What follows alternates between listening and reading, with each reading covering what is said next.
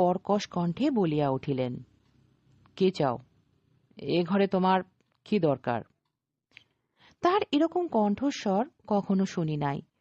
থতমত খাইয়া গেলাম।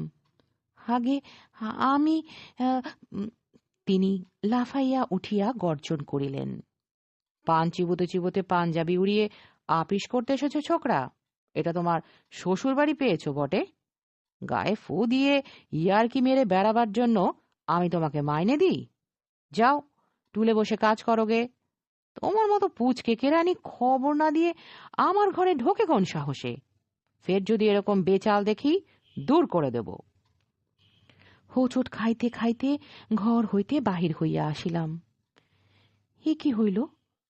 নিঃসারে নিজের জায়গায় গিয়া বসিলাম। অভিভূতের মতো আধ ঘণ্টা কাটিয়া গেল। আমি নতুন লোক, তাই বড়বাবুর পাশেই আমার আসন।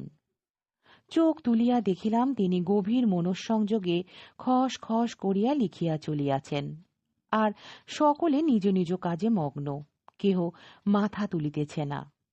আমি কাঁদো কাঁদো হইয়া বলিয়া উঠিলাম, কি হয়েছে কাকাবাবু? তিনি লেখা হইতে চোখ না তুলিয়াই চাপা গলায় বলিলেন, কাজ করো, কাজ করো। সেদিন সন্ধ্যার পর গণপতিবাবুর বাসায় গেলাম। তক্তপোষের উপর বসিয়া তিনি তামাক খাইতেছিলেন। সদয় কণ্ঠে বলিলেন, এসো বাবাজি। কিছুক্ষণ চুপ করিয়া বসিয়া রহিলাম। লজ্জায় ধিক্কারে মুখ দিয়া কথা বাহির হইল না।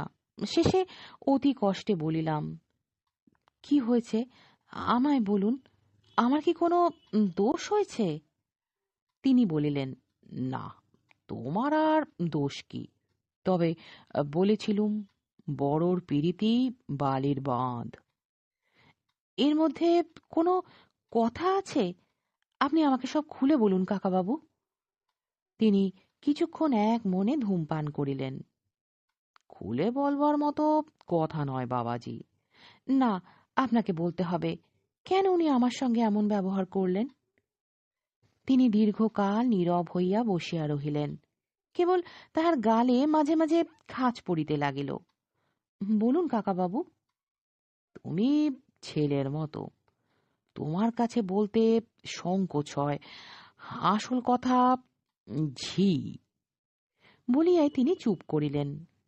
তাহার গালে একটা বড় রকমের খাঁচ পড়িল। কিন্তু ঝি কথাটা ঠিক শুনিয়াছি কিনা বুঝিতে পারিলাম না। জিজ্ঞাসা করিলাম, কি বললেন? ঝি?